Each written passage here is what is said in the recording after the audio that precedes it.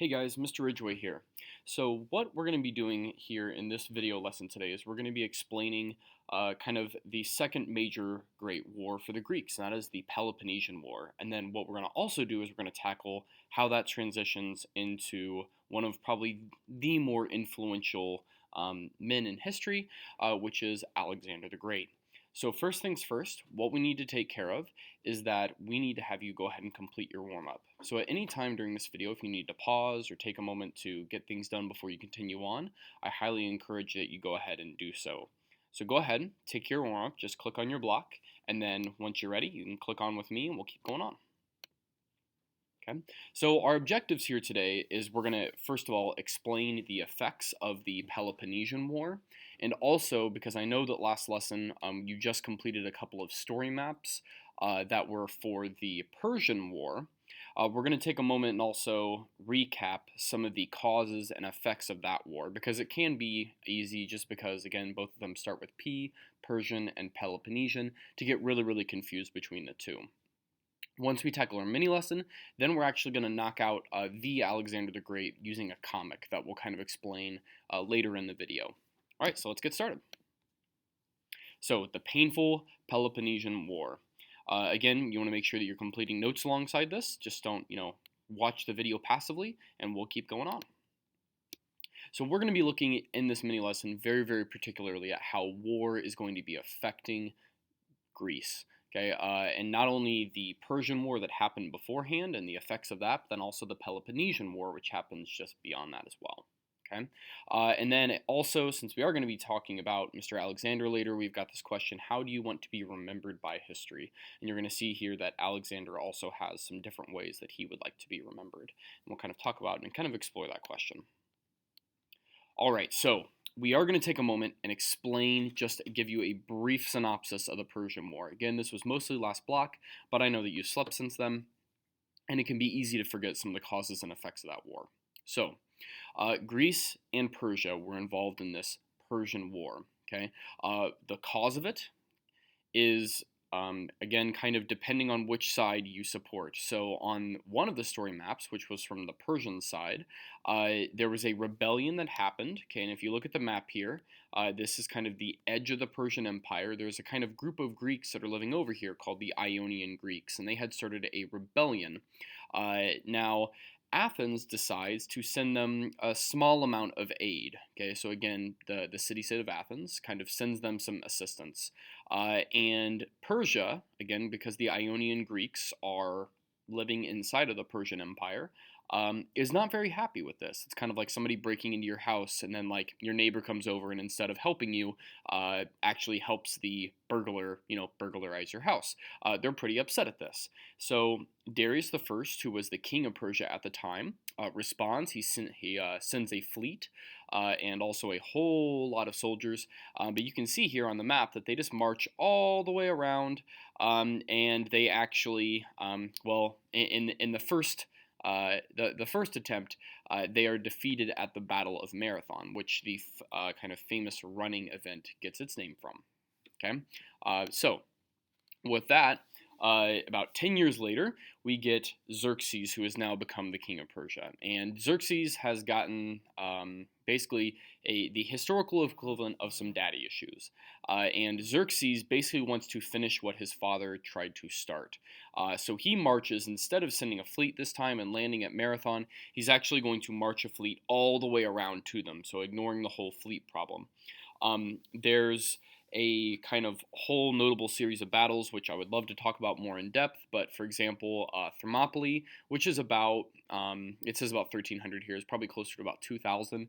Greeks hold off the Persians for about 3 days, and all of the Greek city-states, that buys them enough time to unite and come together, and then they defeat the Persians at a big naval battle called Salamis, which again, not hugely influential here, but you just want to know for right now that the Greek city-states have come together, they've defeated the Persians, and it looks like Greece is kind of at a really happy moment. Okay, so the effects of the Persian War.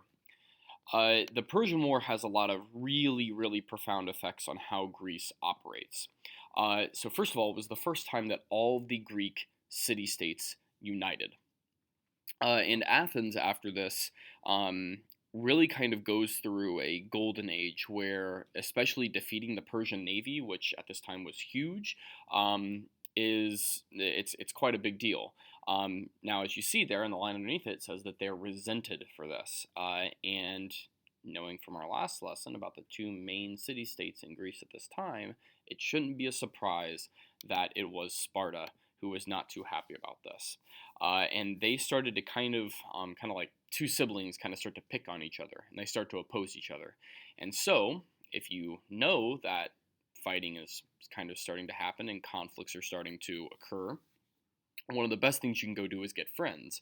And so that's exactly what Athens and Sparta do. So Athens and its allies come up with a league called the Delian, or I call it the Delian League.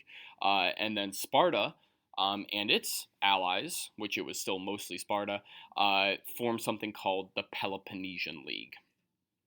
And both of them are going to kind of get their friends, get their homies, and it's about to go down. So it should not be too much of a stretch here to predict that what do you think is going to happen between Athens and Sparta is going to be war, and that's going to bring us to the second actual war that happens in Greece, which is going to be called the Peloponnesian War. It is a civil war inside of Greece, and it is extremely, extremely bloody. Okay. However, it's like the Peloponnesian War is really, really awkward in some cases because it's kind of almost like two boxers who like can't punch each other in the face, and so it ends up being just like really strange and awkward to look at. And what I mean by that is that, for example, Athens is really, really well known for its navy, but the problem is that Sparta is not on the water; it's in the middle of the land. And so the Athenian navy can't basically do anything during this war.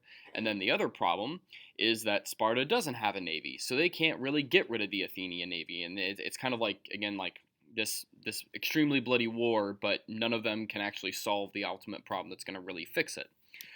So Sparta eventually does come up with a solution, and its solution is to basically invade all of the land around Athens, because again, Sparta was very, very well known for its land army, and it just forces all the Athenian people into the city for a real good long time. The problem, though, is that something can happen whenever you cram a lot of people, a really, really dense population, into a small, tiny area for an extended period of time, and that risk is disease. And that's exactly what happens in Athens. So the effects of the Peloponnesian War, we'll get to that in a second, but how the war basically ends is that a plague breaks out in Athens, and it kills about a third of the population there. And with Athens weakened, it's not too much of a stretch, even though it takes about another 25 years or so for Sparta to defeat Athens. So Athens gets kind of torn down. Not the city-state itself, it's still standing. Obviously, Athens is the capital of Greece today, but they are defeated. The one problem, though, if you're kind of thinking like from 300 that Sparta was the good guys, is that Sparta can't figure out how to get rid of the Athenian navy. And they come up with an idea, and they make a deal with the devil. And that is, they call in the people that you would like least expect to deal with the Athenian navy, and that is the Persians. So they make a deal with the Persians, and the Persians come in and just wipe the Athenian navy out. So who was once like Sparta's great enemy back in the Persian Wars? Not anymore. So the enemy of my enemy is my friend is kind of the saying that goes along with that.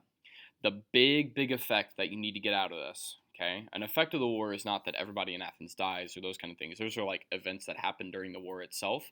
The big lasting effect out of all of this is that Greece has basically just torn itself to utter shreds, and it's going to leave it weak and open to outside invasion, especially by, and I've mentioned his name in here before, a certain left-handed midget bisexual by the name of Alexander the Great, who's going to come along here real soon. So, go ahead, finish the exit ticket for this, and then once you've done that, carry on with me to the rest of the lesson. We'll talk about Mr. Alexander. So, Alexander, what we're going to do here is we are going to take a moment to have you actually now try another one of those comics, but with a lot more freedom. So you're going to have the opportunity to tell the story of Alexander the Great through a comic. And really, there's only two things that your comic has to do. Number one, explain what you think are the important parts of Alexander's life in good detail. And then number two, make it colored, meaning no white space. Okay, so if you do this on paper, 2 to 3 sentences, please. If you do it online, okay, again, because you don't have to worry about the color and the drawing thing so much, it's going to be a 3-sentence minimum. Okay, so let's go ahead and take a look at the online version just so you can kind of see an example of it. Again, you'll just make a copy of it. You'll turn it in on today's Canvas lesson when you're done. Okay, but here's the Alexander the Great comic. Again, to add things in, I just go to Insert and then Picture. Okay, or image right here, and then I can go and pull them from the web. Your descriptions, your 2 to 3 sentences, go in the gray boxes right here. But you'll notice that this comic, compared to like the ones that we've done in the past, for example, when we did one with Ashoka, it's very, very blank. I'm giving you a lot more freedom here to tell the story of Alexander and what parts you think are important or meaningful about his life. Okay, what's the kind of the steps? Well, I've got a video here for you that you can watch. Okay, I've also got a text for Alexander that you can check out. Okay, so these are kind of like the steps you're going to do for your comic making. Then once you've watched the video, you've read the text, go on and start thinking about and brainstorming your boxes. And this is why I also recommend that if you are going to do it on paper, it may not be a bad idea to actually take the online version and use that as some brainstorming. Just like put in like a brief phrase or sentence, something that'll kind of help you plan what's going to be there on your comic. From then on, it's just about designing the comic and actually doing it. So writing in those details, fleshing out the pictures and descriptions and those kind of things. Again, if you do handwrite it, please make sure that there's at least 2 sentences and it is colored. If you do it online, 3 sentences, and you make sure those pictures are nice and relevant as well. So with that, that's going to be the end of this particular lesson, and I will see you guys next class. Bye-bye.